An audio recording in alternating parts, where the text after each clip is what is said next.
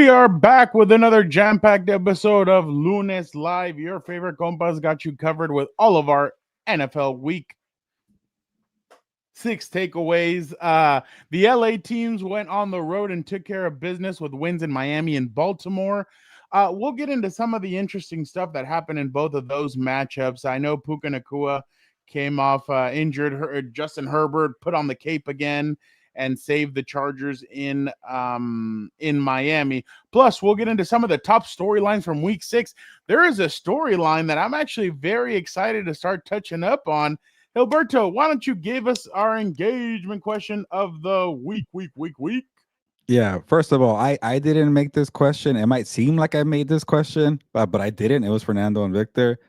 For the engagement question of the week, are the Kansas City Chiefs all the way back? I hate when people say that. All the way back. Are the Chiefs still the best team in the AFC? The Chiefs beat the Lions. I was surprised how handily they beat the Lions. It wasn't even close.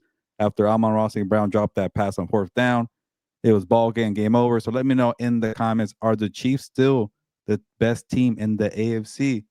Charger fans, let me know in the comments. Again, not my question. Love you too, Goon. That right now, that's what we've been hearing from the beginning, that Alt should be coming back against the Colts. So we will know if he's back. If he is back, Khalil's back. Well, we'll get into all that right now. I'm still not 100% sold on them, but I was very impressed last night as the only individual that chose the Chiefs to win on Sunday. So all right. That's the double. Last week I was the only one that chose the Jaguars, and this week the only one that chose the Chiefs. I'm gonna continue doing that. All right, Gilbert, the breaking news from today. I know we have to start off with the other two, but we got to start off with the breaking news. The Tennessee Titans fire Brian Callahan after starting 4-19. The son of Bill Callahan. He was the former OC of the Jacksonville Jaguars, or the Cincinnati Bengals. Now he has been fired. A blast from the past. Former Chargers head coach Mike McCoy is going to be the one that takes the reins and is the interim head coach the rest of the way. What do we have left? 9 weeks in the NFL? No. Yeah, 9. How many weeks? Yeah. No. We still have 10 weeks left in the NFL. No, heck no. What am I doing? 12. Sorry. No, we have 11 weeks. No, 12 weeks. 12 weeks. I am sorry. Holy crap, that was terrible. We have 12 weeks left in the season. I thought it was week 8 for some reason. We have 12 weeks left in the season, so that means that I don't think they've had their bye week yet. So we will get 11 games out of good old ball coach McCoy. Gilbert, for everybody wondering, what is Coach McCoy going to bring? Just know Coach McCoy will have the best 53-man out on that team, on that field. So best 46 actually, but the best 53 men will play. So get your popcorn ready for that. I'm so pissed they're not coming to LA. They had 2 years in a row in LA, and now they decide to go to Tennessee. But all right, Gilbert, what are your thoughts on because you were the one that said it from before in the offseason, Brian Callahan will be the first one fired. Gilbert, why now and why not a one and done, especially when you had the first overall pick?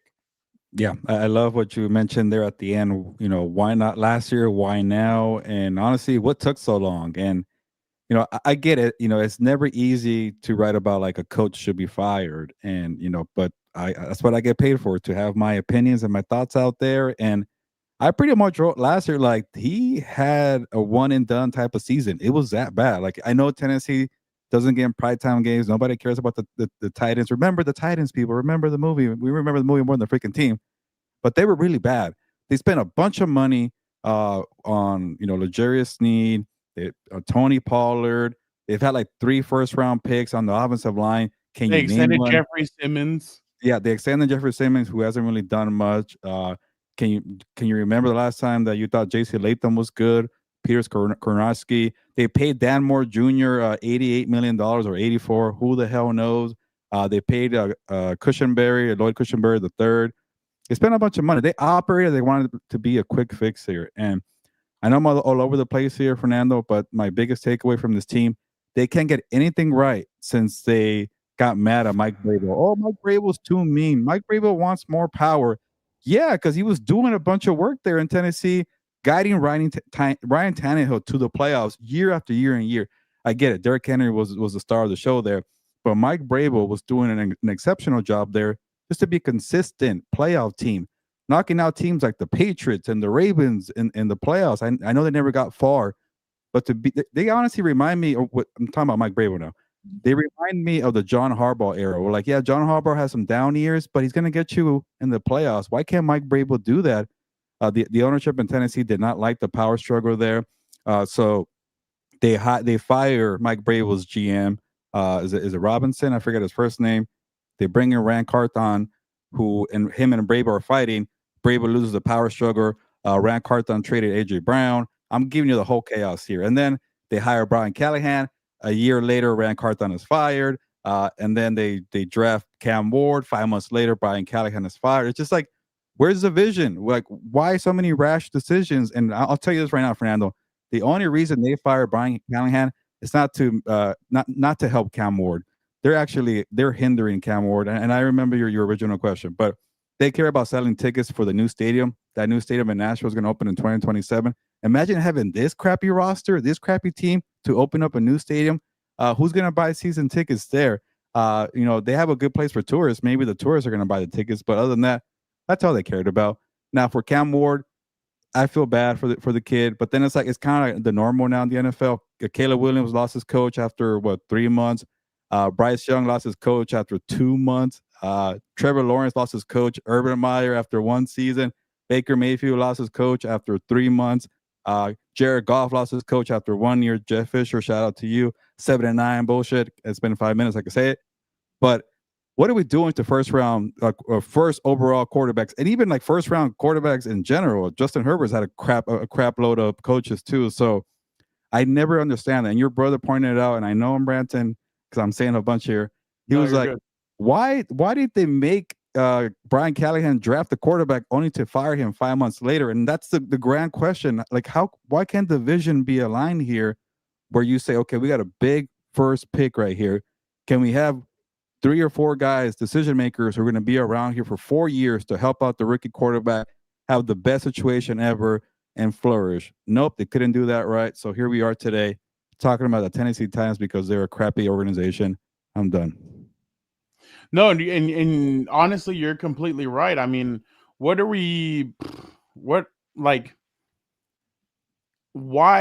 did we just get Chicago Bears 2.0? Like, why wouldn't you just get rid of them, bring in somebody new? And again, like you said, and the problem is, Gilbert, if they continue to get blown out, I mean, they got beat down by the Raiders. I think that was they're like, dude, the Raiders have been getting crapped on by everybody, and then the Raiders crapped on us. So, Senor, it's bad when the Raiders beat down your team. They fire everybody.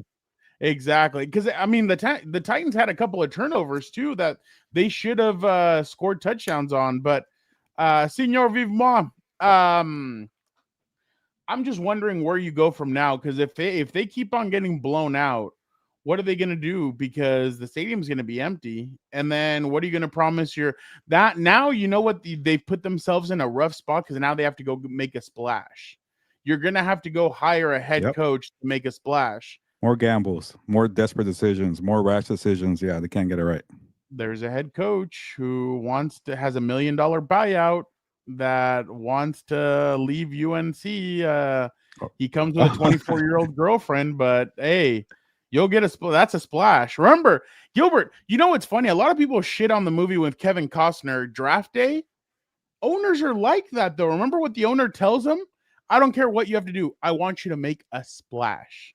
That's how owners are. Owners want a splash. I mean, I know it's not funny, but I just don't know what they're going to do. And then my question is, what can Mike McCoy get out of this kid?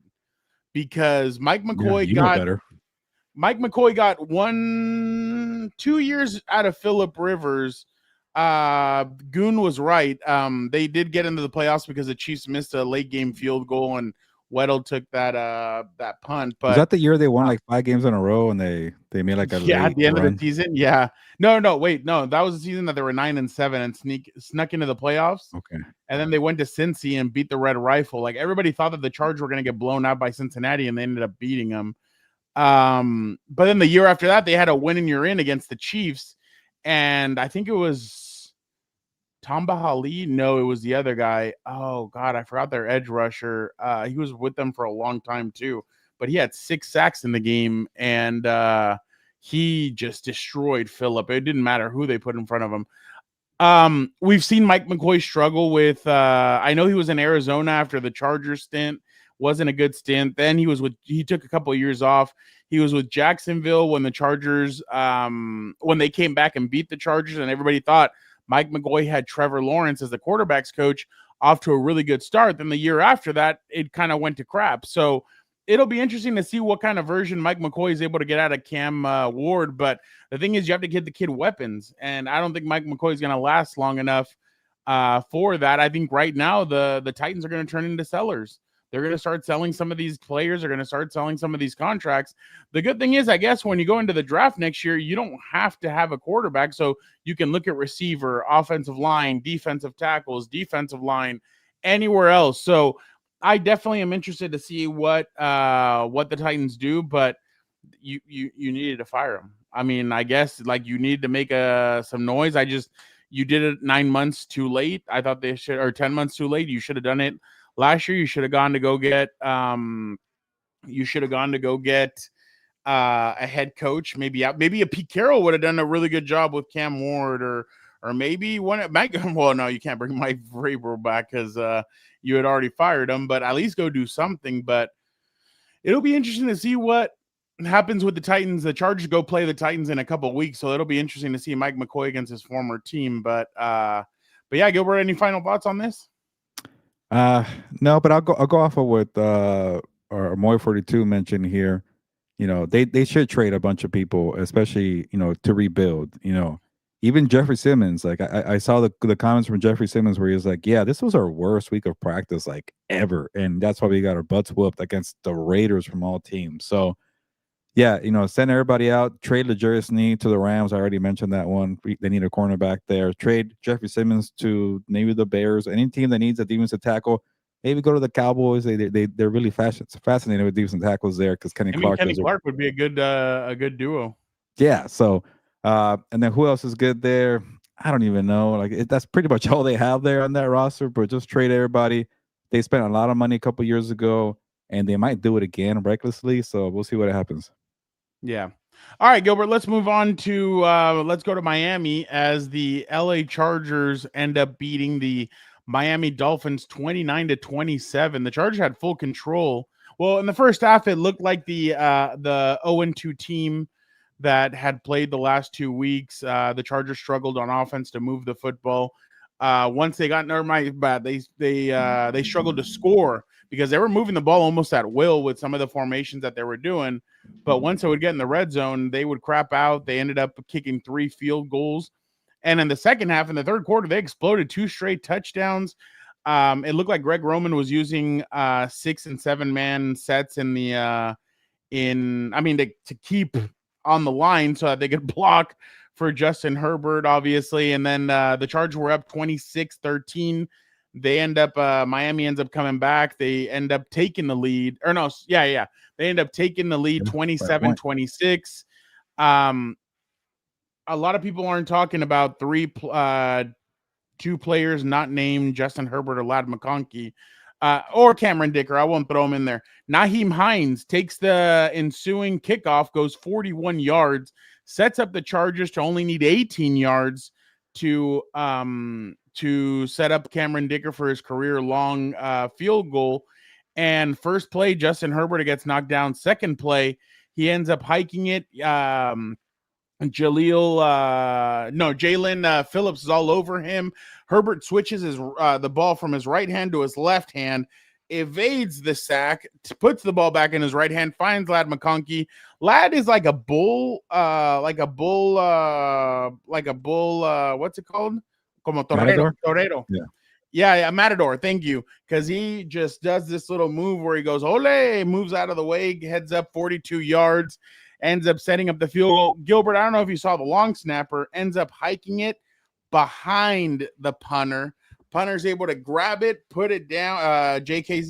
Scott's able to put it down, kicks it, and Cameron Dicker, and they win the game. Gilbert, your thoughts on this matchup, this game? What did you think of it? Yeah, you probably know better than I do on the posts of the Charger fan base and the reaction was. I'm sure people were losing it for almost losing that game, but honestly, they had to have it. They had to win that game. You couldn't go 3 games in a row losing. It was set up for failure because you let Achane run wild all over you, and that's been a problem with the run defense there. You were down a bunch of weapons, no Quentin Johnson, no Amarian Hampton, so it was one of these games like, hey, Herbert, you still got Lad McConkey. Go make something happen, and they did. And I think that goes back to what I kept saying about Herbert the first 3 weeks of the season. Like, he's gonna find a way to carry you to victory, despite the tough circumstances. So to just find a way, like, that's all I care about. Like, no style points. Same thing. We'll talk about the Rams here. No style point. Just get the damn W. Look at the Dolphins. Like, they lost, and they're having a whole can of worms there with Tua talking about, like, yeah, we're late to meetings. Like, they're the ones that they're miserable, not the Chargers. So now you get good vibes coming home from a long flight. And Albert Breer mentioned this, my coworker, and I know it's a lot of excuses, but it does make sense. They started week 1 in Brazil, had to go to New York, had to go to Miami, had to go to the Raiders after the Brazil game. It's a tough, slate travel-wise. Then you got a bunch of injuries. You don't have any offensive line. Just take the W. Be happy you're 4-2. Honestly, that's what I take away from this game here. There's a whole lot of ugly there. I don't even care if Jim Harbaugh says, let's burn the tape here. You got number 10. You got Lyle McConkey, who everybody was frustrated with McConkey, especially fantasy football people. Maybe you don't care about that, Fernando. But why is Keenan getting all the catches? Why is Quentin Johnson getting all the catches? Who cares? It's your time to step up. Lyle McConkey did it. Lyle McConkey's the baller. I never was worried about him. So to me, he's their best receiver, I feel like. But it hasn't been the case for the first month of the season. But here he is. When the toughest time arose, he was ready for the challenge. I completely agree. Pepe Le Pew Pew is talking about, that's a line from Step Brothers. Jesus. But I completely agree with you. A win is a win no matter what. I do know that the Chargers were hoping, and I don't want to say a request was made, but they were hoping that the Jacksonville and Miami games would be back to back so that they could stay out there and get ready for the other game and not have to fly all the way back. But obviously that did not happen. So they're just like, all right, let's go with it. Whatever we have to do, we have to do. We all know the Rams and the Chargers get screwed when it comes to their schedules, especially because both of them have to play. Well, one of them in Europe, the other one has to play in Brazil. I agree with you though. You're winning. You won this game. I know it was a tough game, but it's a game that could change your season. Seeing the ball go through, when a shooter's in a cold slump and you don't see the ball going through the hoop, you saw the ball going through the hoop. You saw Justin Herbert and all your guys kind of say, all right, let's do it. Like, Bobby Hart hadn't played a game in 2 years. He hadn't started in a game in 2 years. Naheem Hines hadn't played in a game since January 7th, 2022. And he came out and he put up that, he had that kick return. So those are 2 guys that you kind of counted out. Now, am I saying that Bobby Hart should start every week? Hell no. But he gave you at least a decent performance. I thought Zion Johnson played well. And Jim said it today, but he said that Bradley Bozeman included him in the he had a stalwart performance. Stalwart is obviously a word that Jim likes to use as like a hard nose, a tough SOB, bro. Like, I don't know what he's like. I know he's defending him, but I just don't know how you. It's so bad. Like, it's bad. Like, in one of those plays, Justin's running for his life. Bradley's on the ground, kind of doing like snow angels or I don't know what. But I'm just like, how can you defend this? Like, and I don't know if and who knows? Maybe Andre James is really that much worse than Bradley Bozeman, but I don't know if it's like one of those decisions where they don't want to screw up the chemistry. I don't know what it is. Whatever. But if the Chargers are able to hold, like I said last week, hold on. If you can hold on for reinforcements that are coming back, then they're going to be fine. I mean, Adam Schefter just said on the Pat McAfee show that they're still they're looking for a what's it called? They're looking for a running back. And fans yesterday were overreacting. They're like, we don't need a running back. Look at Kamani Vidal. Dude, you just played the 32 worst ranked rushing defense in the NFL. Like, no, I'm not trying to take anything away from Kamani, but like, you need another running back, especially because Ian went on NFL Network yesterday and said that from what he's hearing, Omarion Hampton's going to be out longer than the 4 weeks initially told. Have you seen the play where he gets hurt? He's running. Hampton, no. So it's a 4th down. He's running to the right. He gets tripped up and the corner falls on top of his ankle. So that's where he got all messed up. But I'm like, dude, what a freak accident. But I definitely get Tony Pollard from Tennessee. Get Breece Hall from the Jets. Get Alvin Kamara, who I don't think is gonna get traded, but there's a lot of options out there. You know, I told Dan yesterday on the show, why wouldn't you just turn around and call Miami and be like, what do you want for H-N? Yeah. I mean, the dude just ran all over you. You could use some speed. That's the thing the Chargers don't have on their offense is speed. And I think a speed like him could definitely benefit. I think if you had a 2-back system like them, I think it'd be pretty good. But that'd be a tricky one though, because like, how much would you give up knowing that you have Hampton, the 1st-round pick coming? Well, and not just that, the Chargers don't have as much draft capital as they have in years past. They might require like a day 2 pick, 2nd or 3rd. I feel like. You think so? I think so. I think he's that talented. Okay, well, I mean, I think if you put in a 4th this year and like a 5th or 6th the year after, I mean, who knows? But at least make the call. Yeah. You just can't come away with and I see fans and they're still dead set on this.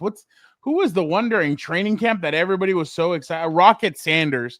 I'm like, the Browns aren't even using him. Like, what are you guys talking? Like and this is the problem with training camp is that fans fall in love with guys during training camp and they realize like, hey, maybe this guy is just not that good.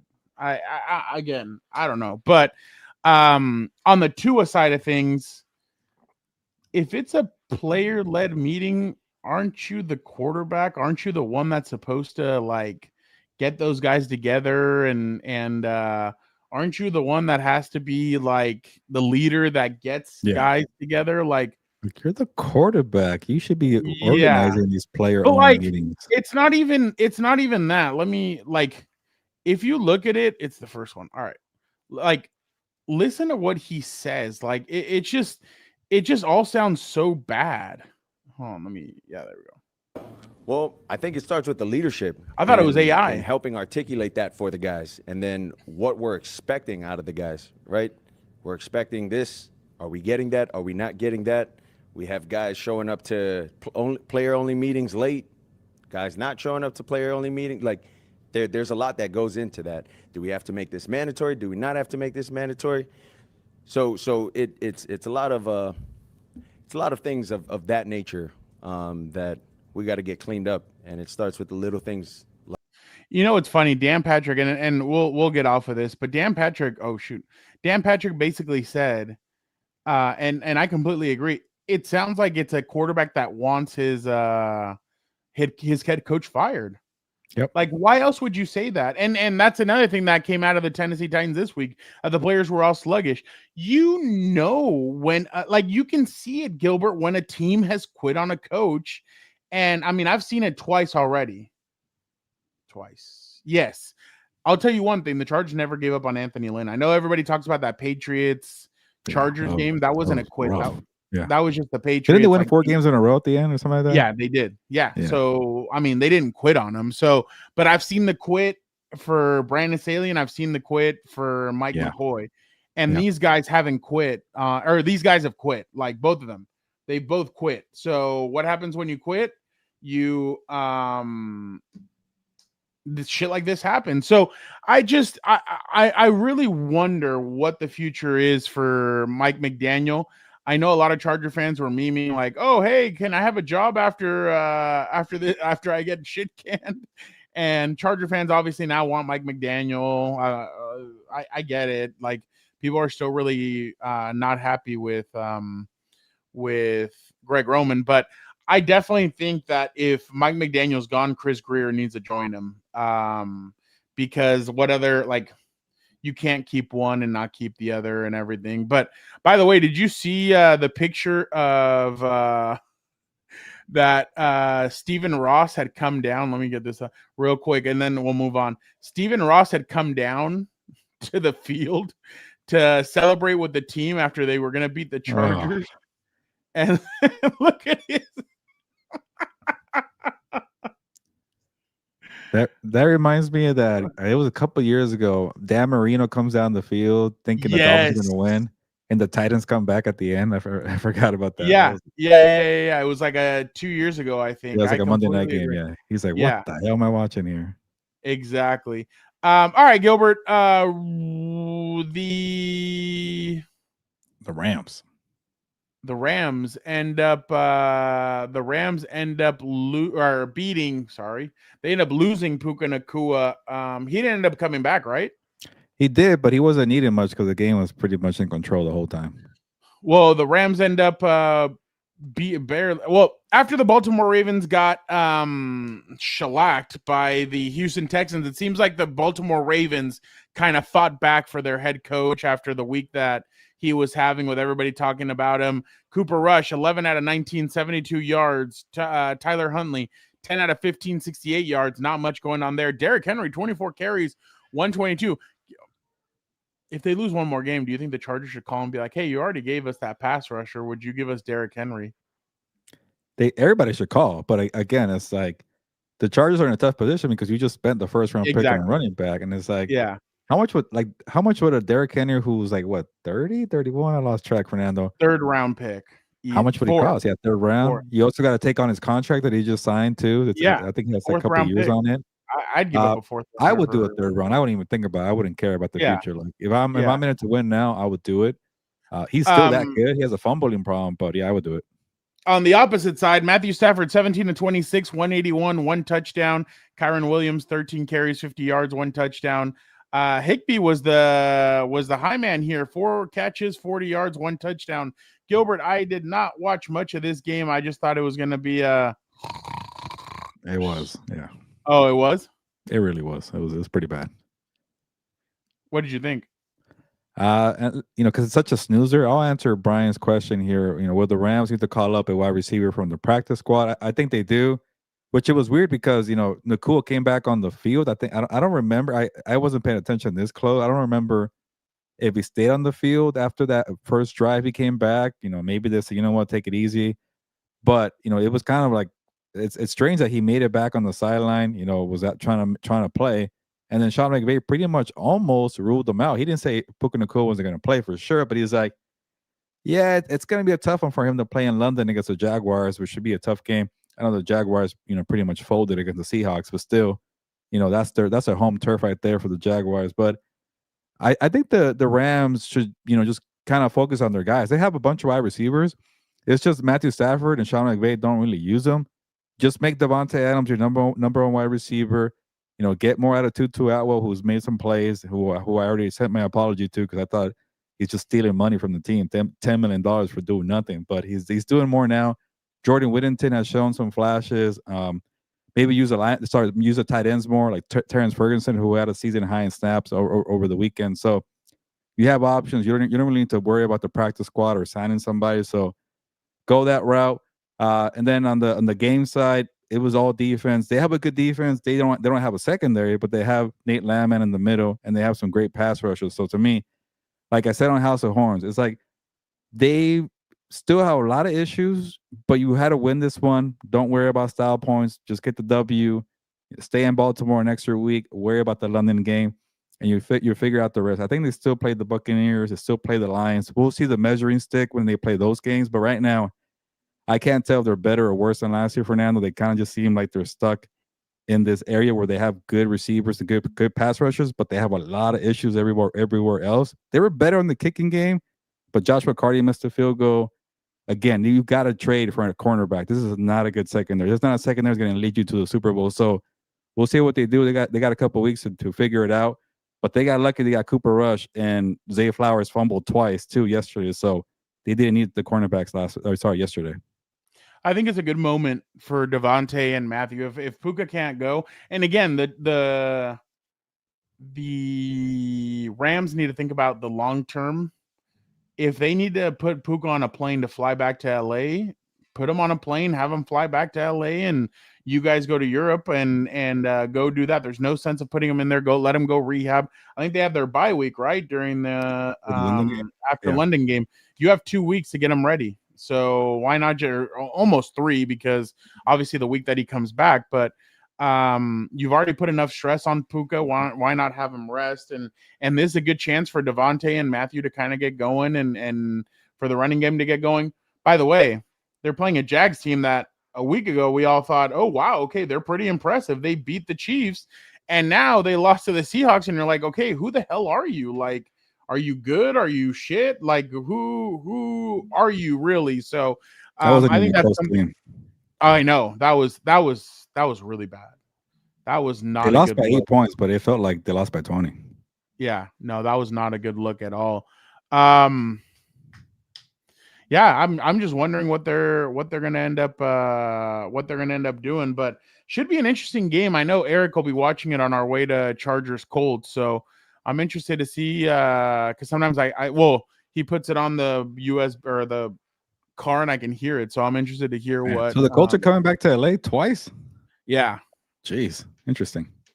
I mean, that's a similar thing with the Chargers. Why wouldn't you just let them stay out there and do that? Like the Commanders came in a day early. Yeah. And they came in a day and a half early. They practiced at the Coliseum. Yep. And then they stayed. Like, I think more teams should be doing that. The only thing is that more money. When you have new ownership like the Commanders do, they can do all that stuff. So I mean, that's what happens. But all right, Gilbert. Moving right along. Are the Kansas City Chiefs back? Why do I ask that? Because the Kansas City Chiefs beat the Detroit Lions 30-17. Patrick Mahomes 22 of 30, 257, 3 touchdowns. Their run game was not very good. Kelsey 6 catches, 78 yards. And then on the other side, Jared Goff 23 of 29, 203, 2 touchdowns. The surprising part, Gilbert, to me, and I'll get to you in a second, is they went away from Jamari Gibbs and David Montgomery. I mean, David Montgomery 4 carries, 24, Gibbs 17 of 65. I felt like they for some reason, Gilbert, I think they kind of go away from, they use one, they get away, they don't use the other one, then they kind of go back to the other one, and it's like you should have a consistent number of carries that both of them should be hitting.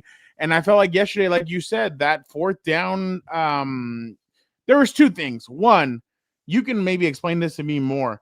Why was Jared Goff's touchdown not a touchdown? Why was there illegal motion? Because they threw the flag very late. Like, they threw it like 5 minutes after the play had happened. And I don't know. I didn't know you could do that.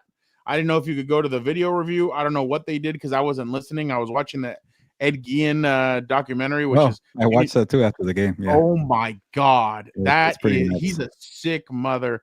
But it's like Dan said, people from Wisconsin, Gilbert, I mean, mother? Doing the voice. Hey, wait, do you want to see a magic trick? I thought it was a neat trick. Mother? I cannot fornicate with you because mother says I shouldn't fornicate with a whore. Are you a Jezebel? Yeah, exactly. But Gilbert, it seems like, well, obviously the Lions were also they were missing several players on defense, and you could just tell. But I thought this told us more about the Chiefs. That Pepe Le Pew Pew, Ed Gein is who, like, Dahmer and all these guys kind of modeled their like, it was their, like, Tom Brady or whatever. Like, he was like the guy that got it all, the Tom Brady of killers. Cereal. Yeah, they made Psycho off of this character. Yeah, exactly. There you go. And I didn't know how to explain it. Massacre is based off his story too. So it's exactly. But I don't know what you thought. I thought obviously the Chiefs looked strong offensively, but I just thought like Detroit just couldn't handle and didn't have the cornerbacks. That's it. If I'm Detroit, L'Jarius Sneed is a player I would go get because you're going to need somebody like that. So Pepe Le Pew Pew, no, he was from Wisconsin. a very, very, very small town in Wisconsin. But what did you? Was too. Oh yeah, exactly, and that's what Dan tells a certain individual that you're only famous for for guys like that, and yeah. So Gilbert, what was your takeaway? It's actually a weird game to dissect, and I know we're going to touch on weird. Jared Goff later on, so I'll try to go a little bit all over the place and hit the points. Like, yeah, like the Chiefs pretty much had their way, but they kind of got a break, and I know people lost their crap on that play you're talking about. Also, the Chiefs didn't get a single flag in that game. I saw people that's wild. Made a big deal off of that, but like I feel like they caught a break the second that Amon-Ra St. Brown dropped that pass. Like it was like such a pivotal point in the game. It was only the second quarter, but it really had like a 20-point swing. The Lions could have taken the lead there on that drive there. The Chiefs ended up scoring some points there. They went up 10 points, and the Lions fell behind for the first time, double digits since week 1, when they also abandoned the run. And I know I wrote about this too, and I felt like my story is a little complicated because I'm not sure what's the real problem for Detroit. Like, they're still my Super Bowl pick, but it's just weird that you're not able to you're not built to play from behind. Like, how's that possible? How can you be a Super Bowl contender when you can't throw your way into a game? And then Jared Goff, that drive where they were down 10 for the first time, you know what the Lions did? They threw the ball 8 times in a row. Jared Goff completed every single pass. They scored the touchdown, and then it's to that great pass to Laporta, and they trim it to 3. So I'm like, it's not really a Jared Goff problem. And then on the other side, the defense just folded. They had the tent. They knocked it over. Mahomes did what they wanted. And I'm like, okay, that's the problem. I think it's the defense. I don't want to blame Jared Goff. I get it. He's not a superstar quarterback. He has his limitations. But when you're guiding an offense that's like putting up 30 points every single week, and it's not his fault that Amon-Ra St. Brown dropped that pass. And then there's a lot of things to play. Aiden Hutchinson 15-yard penalty. That was on second. It would have been like second and 10. Yeah, and then I know I'm all over the place. So Brian Branch, you wait until the game is over to fight back. Get the hell out of here! Like, you were picked up. You were picked on by Patrick Mahomes, and then you're a poor sport when Mahomes trying to shake your hand. You shove it out the way because you got burned time after time. Rashee Rice wasn't even back, and you still lost that badly. So to me, I'm going to chalk it up to one bad, ugly game for the Detroit Lions. But the thing about them not being able to play from behind is starting to get on my radar. How can that be for a team that could drop 50 points on any given day? Are you really set? And by the way, Chris Collinsworth was really taking shots at Jared Goff. It was very subtle, and it kind of seemed like it was not the real. They weren't like jabs, but he's like, it's like 2 minutes ago in the game. He's like, yeah, that Jared Goff, man, he's only good. Well, he didn't say that. He's only good when they play off play action. He's only good when Jahmyr Gibbs and Dave Montgomery are going off. Like, he needs that. He can't play from behind. He said it like 4 times. I'm like, well, crap. Well, let me look into it. And it's like, it's starting to look like it a little bit. So, yeah, but I want to focus on defense. The defense is not good. I think Terry Arnold, their first-round pick, has been hurt, but he's not good when he plays either. Hutchinson has been on a tear since he came back, but he's like their only option there as an edge rusher. So to me, I'm going to say it was a bad game for the Lions. And the Chiefs, too, they did not look that impressive. They caught a break with Amon-Ra St. Brown dropping that pass. But I'll say Andy Reid, man, he took that defense to school. He put the Chiefs offense in the best positions to take advantage of matchups, and they had no answer there. That's what Kelvin Shepard, the DC's his age, really showed up. The other side, Spagnuolo, took John Morton to school too. So it was just a coaching clinic, and I'm gonna say that's what it was with Fernando here. I'm not gonna get too high or too low on either side here. No, I completely agree with you, especially because those two guys they're rookies.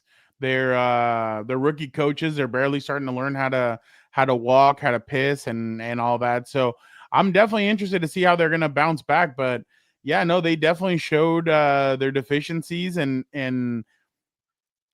that's what I think it was, because they were doing a lot of different things. And again, it wasn't like Chris Jones had a great game or anything like that. It was the defense as a whole. I think they were pissed off after but that's the thing. Why does it take until you get beat by the Jags for you to have a game like that? So that's what I'm wondering. I'm wondering if it's just they took advantage of the inexperience. And if they played a team with more experience, are they going to lose some of those games? So I'm interested to see moving forward what the Chiefs look like. They're going to get played tough this weekend against the Raiders, but no, you don't think so? They lose by 20. I think Brock Bowers comes back.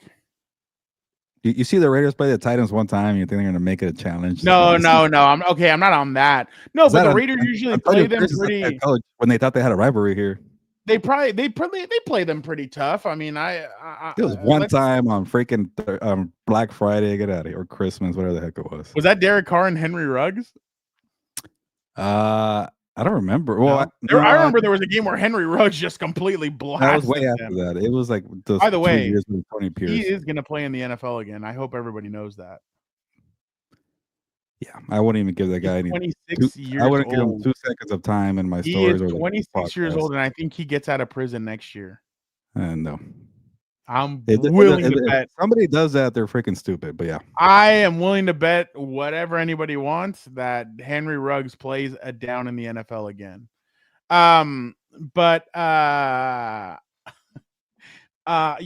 There's nothing much more I can add to that, but it was just a clinic. I mean, we all know when you have two veterans like that, like them, that's where you're getting into. But that's what I'm saying. Like, I don't know, maybe Pete Carroll has a trick or two up his sleeves for them next week. So, I don't know. We'll see. All right, let's move on real quick. Gilbert, Baker Mayfield has no Mike Evans, no Chris Godwin, and he ends up taking it to the San Francisco 49ers 30-19. Now, obviously, the 49ers have their own issues. Fred Warner goes out with an ankle injury. It seems like he's done for the year, which is unfortunate. That team is plagued with injuries. They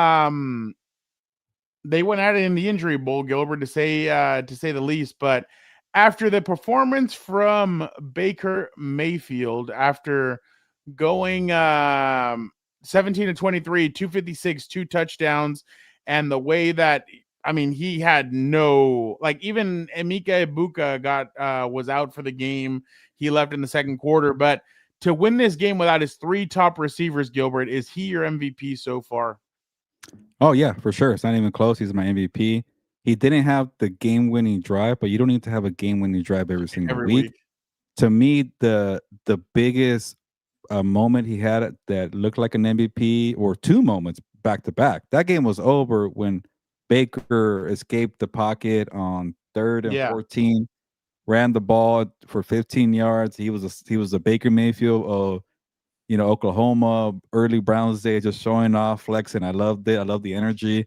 And then that hanging dime that he threw to the rookie 7th round pick. That's how bad it's been right now with the wide receivers getting hurt. He still threw a dime 45 yards to Tez Johnson, who made an even better catch, by the way. He kind of hung it a little too far out for Tez, and he was able to dive for it, which I'm not surprised because he did like 4 backflips after that. Like, this guy's very athletic. So he's a speedy guy who's a little more, he's kind of like Tutu Atwell, a little slim guy, small dude, but he has good hands, man. So maybe they find a role for him. It's kind of hard on that team when Chris Godwin, Mike Evans, and Egbuka get healthy. But to make it work with what you have, no Bucky Irving, Rashad White looks like a good running back in the system here. And even to this banning here, this question's been answered a year ago. Like, Baker Mayfield is not a system quarterback. He's taken coaches from OC to head coach. Liam Cohen, Dave Canales. Do it this year too. He might do it with Grizzard. Like, I don't know if he's gonna get that. I feel like after a while, it's like, okay, is that too many? But Cohen's doing well. Canales, if he wins the MVP, there's no way. Yeah, so maybe he does something too. And I think with Grizzard, he was under Liam Cohen last year, so it was continuity with the scheme, which is beneficial for Baker Mayfield. Again, look at Cam Ward, look at all the number 1 picks. Baker Mayfield was in that situation when you lose a coach right away. You learn like 4 or 5 playbooks in the span of 4 or 5 years. So that was big for him, and then we're seeing that to do that. Like, there's still like 3 or 4 offensive linemen that are missing from the starting lineup, and he's still making it work. Now, I don't want to just talk about Baker. You've done this before. For now, Todd Bowles, man, should be coach of the year right now. He might be the front runner.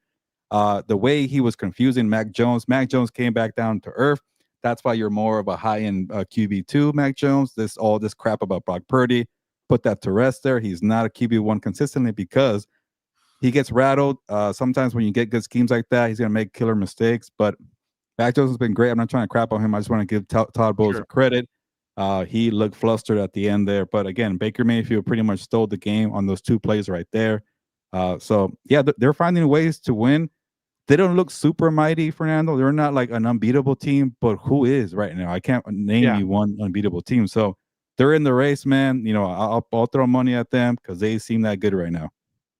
The thing is that they also have reinforcements coming. Once those reinforcements all come in, then that's when they're going to look pretty crazy. Because, I mean, they have McMillan. They're about to have a 4-receiver system with Mike Evans, McMillan, Godwin, and Mika Ibuka. Like, it might be. And then the 2 running backs, like, they're going to be – and then the offensive linemen coming back and everything. I think they're going to be even better. And I'm sure they never stay quiet. I think they'll make a trade or 2 before for the defensive side of things. Hassan hasn't done much. Riddick. Yeah, no, and I think they will try and address that. I just don't know if it'll be Trey Hendrickson because it looks like he's going to be missing some time. Garrett Wilson looks like he'll be missing some time as well. So interesting with that. Let us, before we bring in Vic, Gilbert, did you see this? Hold on. I guess the Rams are staying in Baltimore for a day or they're going to be practicing at a couple days. Orioles Park. Look at that. Wow. I'm assuming they're not in the baseball playoffs anymore. Oh, dude, hold on. Look at this comment. That field is foreign to October activity. More scrimmage yards and playoff wins in recent years in Baltimore's. They were decent for a couple years. I forget. Oh my God, it's so funny to see. All right, let us now bring in Vic and let us see what. Ask him about that one time he almost got murdered on the train to Baltimore. Oh shoot! Okay, that'll be very. Scary as I don't think he's laughing, but we'll see what he says. That's how serious it was. Vic, how are you doing? Doing good. I can't believe we're in week 6. Honestly, Vic, you can crap on the city of Baltimore. You said you had a scary experience when you. I did. I actually wasn't a train. It was a bus. I had to take a bus from the airport to my hotel. But I will say this: it's the best hotel I've ever stayed at. Like, their breakfast was bomb. Like, they had a dude there doing the what is it the omelet. You went to Baltimore, didn't you? I did. I wanted Victor to be the tourist who craps in the city and then like never goes back just goes to the bad parts. Yeah, no, he just he started off and then he went really nice after that. I do like the location of their stadium right in the downtown. There's a lot of things to kind of do, so they have some perks. Did you guys have some? And they also used to have the best press box location in all of football. It was right in the middle of everything, centered in the middle of the field. Oh, they moved it though. They must have like the best baseball and NFL stadium combination, because that baseball stadium is one of the top ones in Major League Baseball. Is it next to each other? I forget. I don't know, but in terms of like if we're talking about like I've heard great things about MT Bank Stadium, so I have not been there. I remember Dan and I were on our way to Washington, D.C. back in 2019. My brother, my sister, and I went to D.C. to just go check it. Well, my sister couldn't go because she had a final, but my brother and I went, and we took a bus from New York to Washington at like 10 o'clock at night. So when we get to Washington, we pull up to a cemetery, or to Baltimore. We pull up to a cemetery, and somebody asked the bus driver, "What the hell? What are we doing at a cemetery?" He's like, "Oh, this is the bus stop. We're picking up people."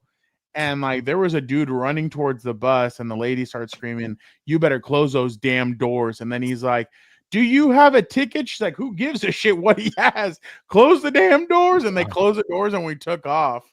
And I don't know. It was crazy. It was like midnight. Like when we got to the hotel, it was like 1 a.m, and then the dude had like no feet, so he was just dragging himself. Remember in Shallow Hal, the guy that drags himself? Like Daniel's like, "Here it goes." He's like, "Okay."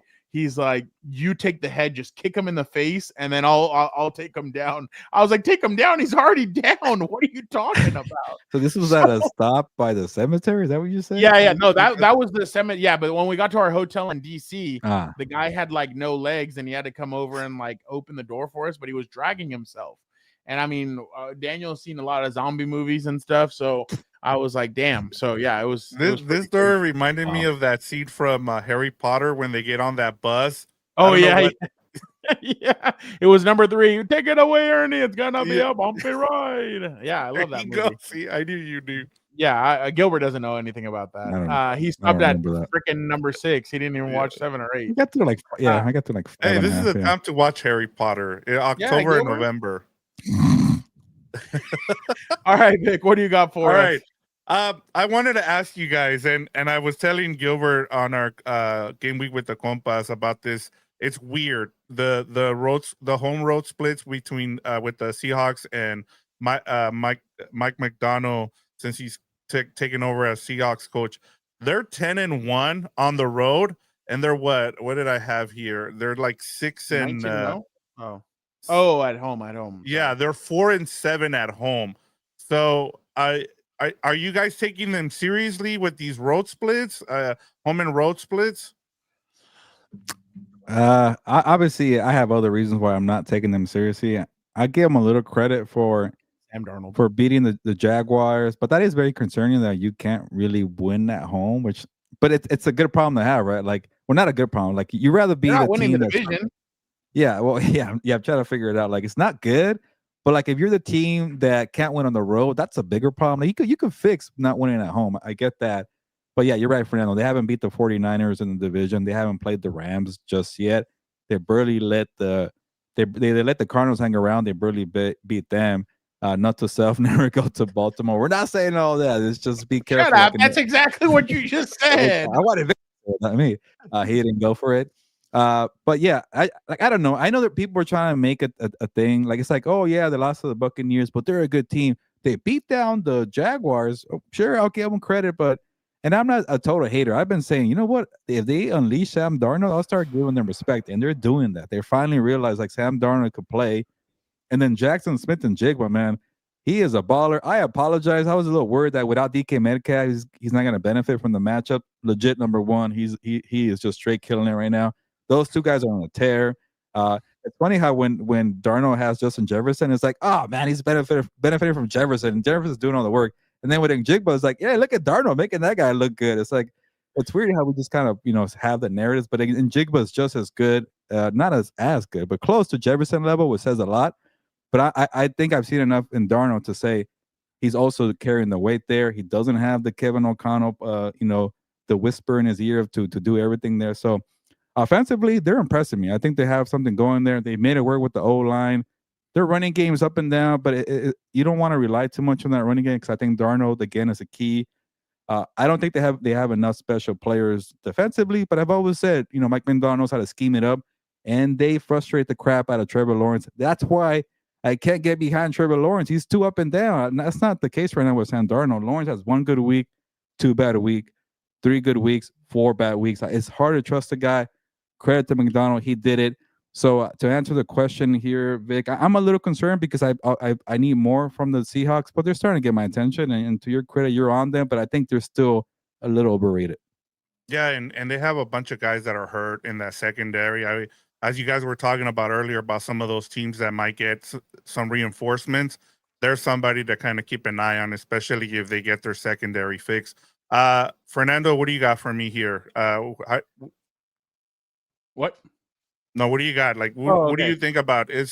Are you concerned about the road splits? Yeah, I mean, the home and road splits with the Seahawks. By the way, what Brett's saying is true. Everybody's talking about like everybody used to say, "Oh my God, Zay Flowers is the best receiver out of these 3 or 4 receivers that got drafted together." Now everybody's saying that QJ, Addison, and JSN are the good ones, and Zay sucks. So that's pretty funny how stuff changes in 1 year. It is concerning because like your home matches you're supposed to win. It's the away that's going to be the up and down. But I mean, if they get into the playoffs, they're going to be on the road. There's no way they're beating the Rams or the 49ers for that division. But if they can go on the road, then I mean, more power to you. It is concerning though. I mean, you want to win at home, you want to win with your fans. You don't want to have them leave all pissed off. And like Gilbert and I were talking about, I mean, look at the Titans. They want to sell season tickets for their new stadium, and who's going to be a part of that? So obviously they're not in the same vicinity, but I am concerned about the Seahawks in a sense. Like they haven't had a signature win at home yet, and I feel like that's kind of they've had signature wins on the road, but they haven't had it at home. So I do think that they need like one or two, especially when let's see, they have you're gonna have the Rams. They have the Rams going there. They're the Seahawks. No, the Texans come there next Monday. So you're another doubleheader. Yeah, the Jaguars are best win of the season. That's not really saying a lot either. That's what I'm saying. Like, well, that's they beat the Steelers. Your Steelers, I guess you can say. They haven't been my team this year. That team is one that I've just ignored. They have the Colts, the Vikings, and the Rams go, and the Texans go to the Seahawks. They're going to need to split at least those two damn games. Like, what are we doing? But I agree with 1,000% with Gilbert. I do think that it is concerning. I mean, like I said, if they can make the playoffs, you're going to be on the road. So there you go. More power to you. But all right, last one. We'll go fast here. Fact or fiction? Have the Panthers finally turned a corner in the rebuild, Fernando? No. They're playing well at home, but like again, the opposite of the freaking like it's like Gilbert said yesterday in the group chat. Great job beating the Cowboys. Now they're gonna go on the road and go get shellacked by whoever the hell they're playing. I don't even know who they have. With them too, like they're really good at home, but on the road they are terrible. Well, they're gonna go play the Jets. Oh, Jets! Oh yeah. They better win that one. Oh, and then the Bills come there. That's going to be an interesting one. That's going to be really interesting to see what happens there. But yeah, no, I definitely think that the Panthers are doing some good stuff. It's just, can you win on the road? And you haven't. You've gotten crapped on the road, and you still have to go to Green Bay in a couple of weeks. You still have to play some of your divisional opponents away from there. So, I don't think they've done a huge turnaround. I think we're going to see more of the same of what we saw last year. Very good moments, crappy moments, but it's just going to be kind of a roller coaster up and down with them. Again, Bryce Young is kind of hit or miss. He has some good moments. He has some bad moments. Yesterday, he was a lot better. He had 3 touchdowns, 1 pick. I'm not going to say he outplayed like Dak or anything because Dak obviously played well. But on their side, I mean, you finally got McMillan going with the 2 touchdowns. Now you got to get him going with some yards and doing that more consistently. But I definitely think the Panthers are okay. Like they're an okay team, but if you can't win on the road, I mean, I just said that if you can't win at home, you suck. Well, if these guys can't win on the road, then who the hell are you really? So I'm kind of split on both of these teams, but the Panthers, no, there's no way that they're going to turn it around and be a playoff team like Gilbert said. Gilbert, you wrote about this. Yeah, I completely agree with Fernando, and I'll just say fact only because it's like maybe this is something they could build. I'm not saying they're all the way back, like even if they beat the Jets, what the hell is that going to do? But I think there's something here that Canales needs to focus on and just run with it. And if he does that, I think it's a big fact here. And I'll say this by crapping on Bryce Young, but also giving him a compliment. Okay, by now he's not gonna be a superstar quarterback. We know that he's not gonna be a legit, top 10 quarterback, but he could be. Caleb. What was that? Is Caleb? It's too soon. I could see. I see more in him than Bryce. Bryce Young, I give up in terms of that. But have you noticed every time the offensive line is producing and the running game is doing well? Like what Rico Dow is doing is similar to what Chuba Hubbard did last year. He got paid in November of last year because he was running through those lanes that the offensive line is producing. People don't talk about Canales' running scheme. It's like, Kyle Shanahan's, or the Shanahan zone scheme there. He has something there where, like, whenever they run the football like crazy with Rico Dow, Chuba Hubbard, Bryce Young looks like a competent quarterback. He's just doing what Daniel Jones is doing with the Colts, with Shane Steichen. He's running the scheme efficiently. That's a ceiling, I think. Just being a game manager, get it out the way, have a couple plays here for Ted McMillan, and run the damn football. Have a good O-line. If he's able to focus on that, on your bread and butter, where you get, maybe you somehow find better linemen. You get like a Rico Dow. How long can he keep doing this? I don't know. find your real bell cow, like a Derrick Henry, then you got something cooking. I think that's the recipe there. And also, this defense with Evero has been pretty good. Like, I know the Cowboys, had their way a little bit, but for the most part, they shut down. Javonte Williams, Brett is saying Gilbert will be taking Young up in 2 years when he's a Rams starting quarterback. Hey, he's gonna go to rehab, like Fernando said. Bryce Young can go to rehab, and then he'll become a superstar. He's just okay. Like, at this point, they invested so much in the guy. Let him be the game manager. Let him be your Derek Carr for 9 years. Like, but just find something. So that's all I wanted to say. I know we got to watch the football games here, but I'll say fact only because that running scheme is very good. Yeah, real quick. Go ahead. I was just gonna say, I think my biggest takeaway is what you just said is how they've been running the ball. Like, to me, that's been the biggest thing. And even they lost 2 linemen for the year, so that's been the other thing. So it's more of a scheme there. But go ahead and take it away, Fernando. Last thing for both of you guys, fair or foul? This is what Mike Tomlin had to say this morning. Oh, I saw this about the Cincinnati Bengals or about the Cleveland Browns. To be honest, it was shocking to me. Andrew Berry must be a lot smarter than me or us, because it doesn't make sense to me to trade a quarterback that you think enough of to make your opening day starter to a division opponent that's hurting in that area. But that's just my personal feelings. That's a red flag, Cincinnati. Why would they give you a quarterback? Yeah, come on. That's a divisional rival. What did you think of that, Gilbert?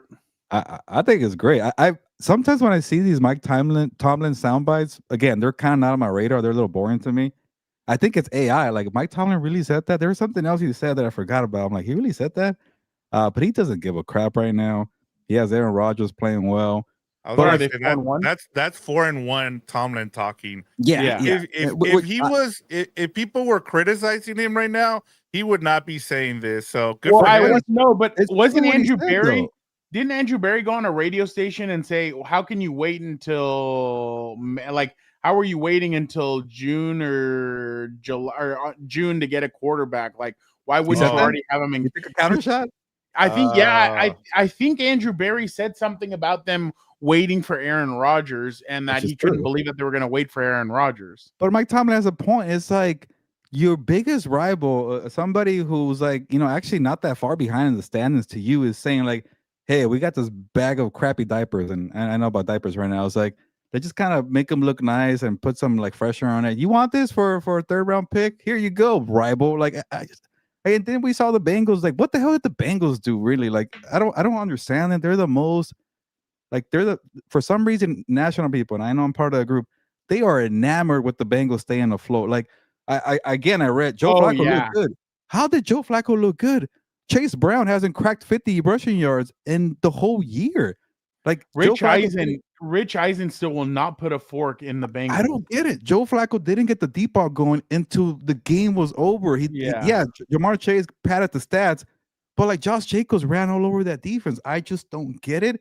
But Mike Tomlin is saying like that must have been a better flag. Why do you want Joe Flacco? Here you go. Whatever. We need to get into the Packers tomorrow, because that's another team where I'm just like, I don't like, people are like, they're still like putting them as Super Bowl contenders, and I'm like, am I taking crazy pills like Will Ferrell says in Zoolander? Like, what is going on here? Jordan Love was not good, and they still won by 10 points. Vic, can you get a piece of paper out real quick? 4-1 Steelers. Gilbert at the Bengals this Thursday. I really hope the Steelers beat the crap out of them. Please fork the Bengals already. So give me the Steelers here. Go ahead. Packers at Steelers on Sunday Night Football. I still think the Packers are better, and that tells you a lot. Colts at Steelers. Colts, they have better offense. Steelers at Chargers. Chargers will be healthy. Chargers. Bengals at Steelers. Steelers. Steelers at Bears. At Bears? I'll go Bears. Bills at Steelers. Bills. Steelers at Ravens. Steelers. Dolphins at Steelers. Steelers. Oh, I already know which way you're going with this one. Steelers at Lions. Lions. Steelers at Browns. Steelers. Ravens at Steelers to end the season. I'll say this split. I think Lamar will play in one. Ravens. You only have them with 4 losses. 9-8. Oh, really? Oh, wow. damn. 9-8. Well, that's what they do. Like Victor, you've been on this. They fade in the second half. We haven't got to the second half of the season, so that's true. I'm not buying it. I don't know why. They're an old team. Man, it's gonna be interesting to see who wins that AFC North now, because I mean, it's gonna be 9 wins might win it. Steelers to lose. Steelers are gonna win that division with 9 wins. Like it's a crappy division right now. Oh, what do you think? Real quick, what do you think of this? Sit Lamar and just burn the season? No, because you can go on. Because what we just said, the AFC North is still up for grabs. That's what I'm saying. Like even the Browns kind of had a chance there before they fell to 1-5, and then you're still trading Joe Flacco to your rival. It just doesn't make sense. Doesn't add up. They're saying John said that he'll be back for the next game. Gilbert, and Bears, middle linebacker. Yeah, write this down, Vic. Just real quick. Bears at Ravens. Bears. Ravens at Dolphins. Hold on. What are they? They're 1-5 right now, right? 1-5. Yeah, go ahead. Okay, so he said Bears over the Ravens. Ravens at Dolphins. This is where they start getting healthy, I bet. I think it might be the bye week already. Ravens. Ravens at Vikings. I go Vikings. I know I crap on them a lot, but I go Vikings here. Ravens at Browns. Ravens. Jets at Ravens. Ravens. Bengals at Ravens. Ravens. You give the Ravens a loss. You had the Steelers beating them. So let's go Ravens at Bengals. I'll say a split. I keep giving all the L's to the Bengals. Give me one for Bengals. Patriots at Ravens. Patriots. Wow, Ravens at Packers. Okay. I say they'll be at full strength by here. So give me the Ravens. I don't trust the Packers. Full strength by here. All you have is one game left. Ravens at Steelers. Oh yeah, they're that hurt. Okay. And you had the Ravens winning that one. 8-9. It's gonna be. They're just too behind right now. Yeah. So basically, what Gilbert's saying is that game is gonna be the Sunday night game. I'm telling you, I'm Saturday night. You know how I talk about the Bengals, people refusing to fork them? I'm having a hard time forking the Ravens. I still want to give them hope. I know. So do I. All right. We appreciate everybody so much for jumping on Lunes Live. Thank you to Vic for jumping on with us. This was a very good Lunes Live. Like we said, we keep on getting better as the season goes along. Don't forget, tomorrow we will be jumping on the Four Compas show at 5:30. Gilbert and I will start it off. Then we'll have Vic jump on, and then Dan and Dago will jump on when he deems fit to jump on. So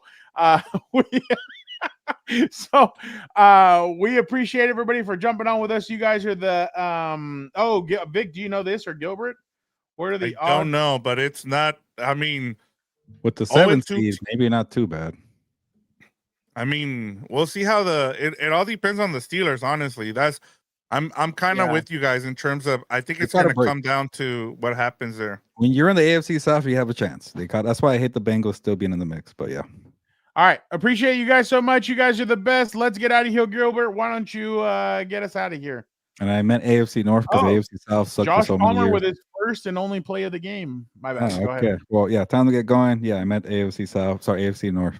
It's hard to keep. They seem like the same. Now, on that note, enjoy the doubleheader tonight. We'll see you tomorrow whenever Dan decides to join us. But on that note, nos vamos, pues, vámonos.